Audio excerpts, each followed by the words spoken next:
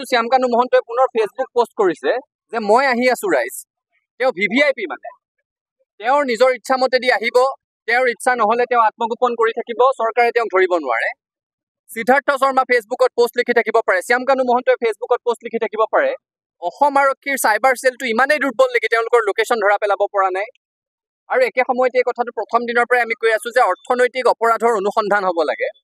শ্যামকানু মহন্তৰ বিৰুদ্ধে SITয়ে কালি নিজাববীয়াকৈ CIDয়ে গোচৰ ৰুজু কৰিছে, অৰ্থনৈতিক অপৰাধৰ তদন্ত হ'ব। আমি ভাল পাইছো। একেই তদন্ত সিদ্ধাৰ্থ শৰ্মাৰ বিৰুদ্ধেও হ'ব লাগে, কাৰণ জুবিন গাৰ্গৰ কেইবাগৰাকীও সহশিল্পী এই কথাটো স্পষ্টভাৱে ৰাজহুৱাকৈ কৈছে যে যেতিয়া সিদ্ধাৰ্থ শৰ্মা বোলা ব্যক্তিজন জুবিন গাৰ্গৰ ওচৰত প্ৰথম আহিছিল, এখন ভেস্পা লৈ আহিছিল। এতিয়াই সিদ্ধাৰ্থ শৰ্মাৰ কেইবাখনো বিলাসী বাহন আছে। তেওঁৰ নামত বিভিন্ন গুৱাহাটীৰ জেগাত পেট থকাৰ অভিযোগ আছে। Bottling plant, hotel, music enterprise Siddharth শৰ্মাৰ নামত থকাৰ অভিযোগ উত্থাপন হৈছে। এইবোৰ ৰাজহুৱা অভিযোগ, এইবোৰৰ সত্যাসত্য প্ৰমাণ হ'ব লাগিব।